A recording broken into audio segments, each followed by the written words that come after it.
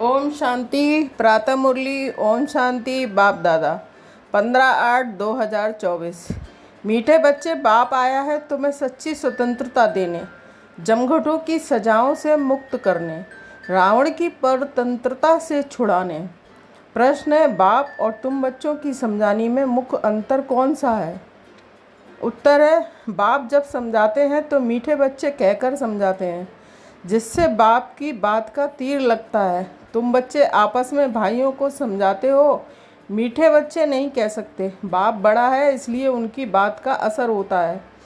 वह बच्चों को रियलाइज कराते हैं, बच्चों तुम्हें लज्जा नहीं आती, तुम पतित बन गए, अब पावन बनो। ओम शांति।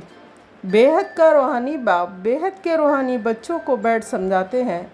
क्या अब ये बेहद का बाप और बेहद के बच्चे ही जानते हैं, और कोई ना बेहद के बाप को जानते हैं ना बेहद के बच्चे अपने को मानते हैं। ब्रह्मा मुख वंशावली ही जानते हैं और मानते हैं, और कोई तो मान भी नहीं सकेंगे। ब्रह्मा भी जरूर चाहिए, जिसको आदि देव कहते हैं, जिसमें बाप की प्रवेशता होती है। बाप आकर क्या करते हैं? कहते हैं पावन बनना है। बाप की श्रीमत है, अपने को आत्मा निश्चय करो। बच्चों को आत्मा का परिचय भी दिया है। आत्मा भृकुटी के बीच में निवास करती है। बाबा ने समझाया है कि आत्मा अविनाशी है, इनका तख्त ये विनाशी शरीर है। ये बातें तुम जानते हो कि हम सब आत्माएं आपस में भाई भाई एक बाप के बच्चे हैं। ईश्वर सर्वव्यापी कहना ये भूल है। तुम अच्छी रीति समझाते हो कि हर एक में 5 विकारों की प्रवेशता है, तो कई समझते हैं कि ये ठीक बोलते हैं, हम भाई भाई हैं तो ज़रूर बाप से वर्षा मिलना चाहिए। परंतु यहाँ से बाहर निकलते हैं तो माया के तूफानों में चले जाते हैं। कोई बिरले ठहरते हैं, सब जगह ये हाल होता है। कोई थोड़ा अच्छा समझते तो कोई जास्ती समझने की कोशिश करते हैं। अभी तुम सबको समझा सकते हो। अगर कोई जास्ती अटेंशन नहीं देते हैं तो कहेंगे ये पुराने भक्त नहीं हैं। इन बातों को तो समझने वाले ही समझें। कोई नहीं समझते हैं तो फिर भी समझा भी नहीं सकते। तुम्हारे पास भी नंबर बार है। कोई अच्छा आदमी होता है तो उनको समझाने के लिए ऐसे अच्छे को भेजा जाता है, शायद कुछ समझ जाए। ये तो जानते हैं कि बड़े आदमी इतना जल्दी नहीं समझेंगे। हाँ, अपोनियन देते हैं। इनकी समझानी बहुत अच्छी है। बाप का परिचय पूरा देते हैं, परंतु खुद को फुर्सत ही कहाँ है। तुम कहते हो कि बेहद के बाप को याद करो तो विक्रम विनाश हो। अभी तुम समझते हो बाप डायरेक्ट हम आत्माओं से बात करते हैं। डायरेक्ट सुनने से तीर अच्छा लगता है। वह बी के द्वारा सुनते हैं। यहाँ परमपिता परमात्मा ब्रह्मा के द्वारा डायरेक्ट समझाते हैं कि हे बच्चों, तुम बाप का कहना नहीं मानते हो। तुम सब तो कोई को ऐसे नहीं कह सकेंगे ना कि वहाँ तो बाप नहीं है। यहाँ बाप बैठे हैं, बाप बात करते हैं।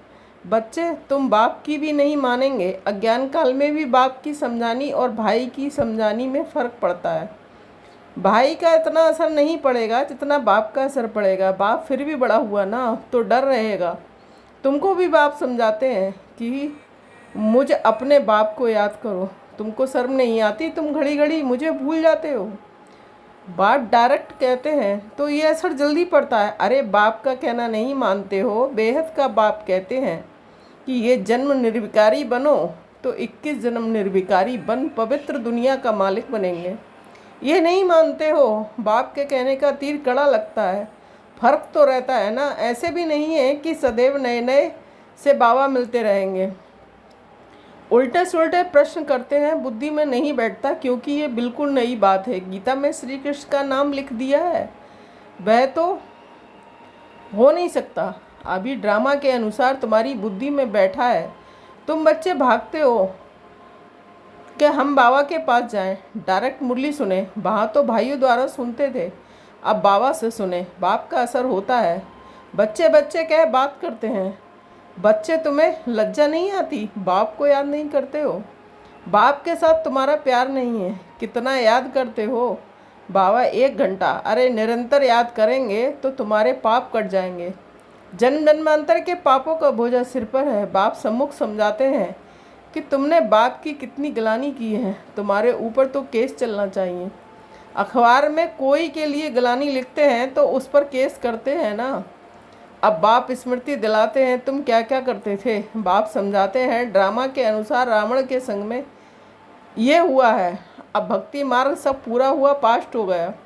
बीच में कोई रोकने वाला तो होता नहीं है। दिन प्रतिदिन उतरते उतरते तमो प्रधान बुद्धू हो जाते हैं। जिसकी पूजा करते हैं उनको टिक्कर बित्तर में कह देते हैं। इसको कहा जाता है बेहद की बेसमझी, बेहद के बच्चों की बेहद की बेसमझी। एक तरफ शिव बाबा की पूजा करते हैं, दूसरी तरफ उस बाप को ही सर्वव्यापी कहते हैं। अभी तुमको स्मृति आई है इतनी बेसमझी की जो बाप की गिलानी कर दी है।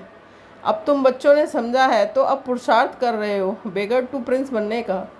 श्री कृष्ण सतयुग का प्रिंस है, उनके लिए फिर कहते हैं 16,108 रानियाँ थीं, बच्चे थे। अभी तुमको तो लज्जा आएगी। कोई पाप करते हैं तो भगवान के आगे कान पकड़कर कहते हैं कि हे भगवान बड़ी भूल हुई, रहम करो, क्षमा करो।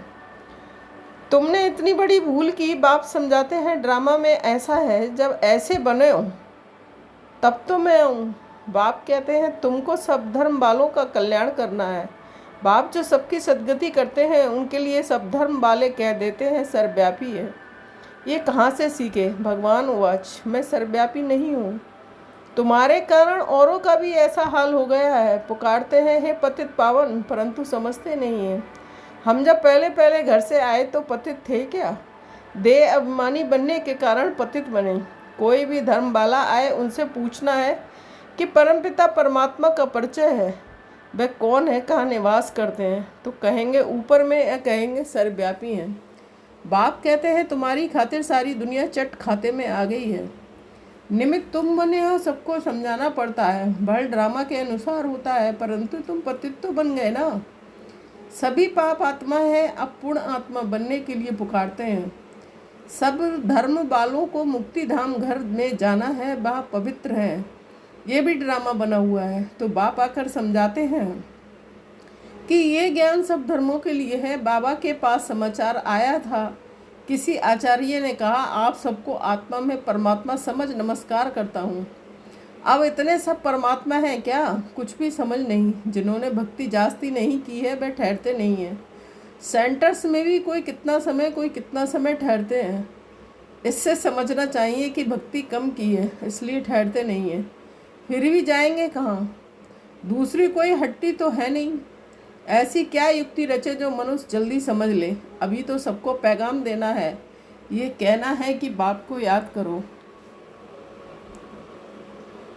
तुम ही पूरी याद नहीं कर सकते हो तो तुम्हारा तीर कैसे लगेगा।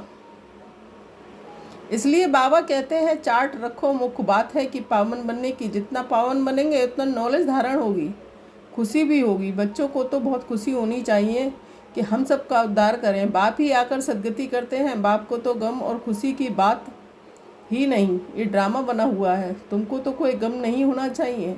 बाप मिला है और क्या, सिर्फ बाप की मत पर चलना है। ये समझानी भी अब मिलती है, सतयुग में नहीं मिलेगी। वहाँ तो ज्ञान की बात ही नहीं है। यहाँ तुमको बेहद का बाप मिला है तो तुमको स्वर्ग से भी जास्ती खुशी होनी चाहिए। बाप कहते हैं विलायत में जाकर भी तुमको ये समझाना है कि सभी धर्म वालों पर तुमको तरस पड़ता है। सभी कहते हैं कि हे भगवान रहम करो, ब्लिस करो, दुख से लिबरेट करो, परंतु समझते कुछ नहीं है। बाप अनेक प्रकार की युक्तियाँ बतलाते हैं। सबको ये बतलाना है कि तुम रावण की जेल में पड़े हो। कहते हैं स्वतंत्रता मिले, परंतु वास्तव में स्वतंत्रता कहाँ किसको जाता है ये कोई जानता नहीं है। रावण की जेल में तो सब फंसे हुए हैं।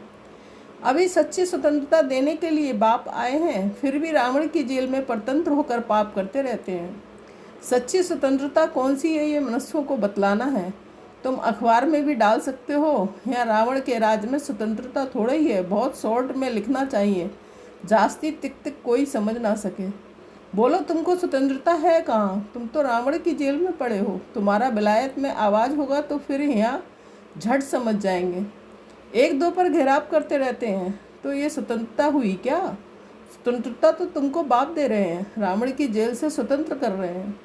तुम जानते हो वहाँ हम बड़े स्वतंत्र, बड़े धनवान होते हैं, किसकी नज़र भी नहीं पड़ती है। पीछे जब कमज़ोर बने तब सबकी नज़र पड़ी तुम्हारे धन पर। मोहम्मद गजनबी ने आकर मंदिर को लूटा तो तुम्हारी स्वतंत्रता पूरी हो गई। रावण के राज में पंत्र तंत्र बन गए। अभी तुम पुरुषोत्तम संगम युग पर हो। अभी सच्ची स्वतंत्रता को पा रहे हो, वह तो स्वतंत्रता को समझते ही नहीं है। तो ये बात भी युक्ति से समझानी है। जिन्होंने कल पहले स्वतंत्रता पाई वही मानेंगे। तुम समझाते हो तो कितना आर्ग्यू करते हैं, जैसे बुद्धू टाइम वेस्ट करते हैं तो दिल नहीं होती है बात करें। बाप आकर स्वतंत्रता देते हैं। रावण की परतंत्रता से दुख बहुत है, अपरम अपार दुख है। बाप के राज में हम कितना स्वतंत्र होते हैं। स्वतंत्रता उसको कहा जाता है जब हम पवित्र देवता बनते हैं। तो रावण राज से छूट जाते हैं। सच्ची स्वतंत्रता बाप ही आकर देते हैं। अभी तो पराये राज में सब दुखी हैं। स्वतंत्रता मिलने का ये पुरुषोत्तम संगम युग है। वो तो कहते हैं फॉरेन गवर्नमेंट गई तो हम स्वतंत्र बने। अब तुम जानते हो कि जब तक पावन नहीं बने हैं तब तक स्वतंत्र नहीं कहेंगे।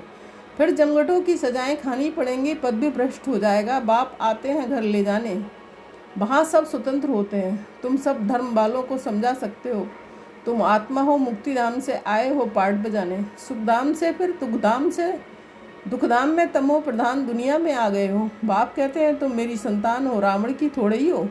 मैं तुमको राजभाग देकर गया था। तुम अपने राज्य में कितने स्वतंत्र थे।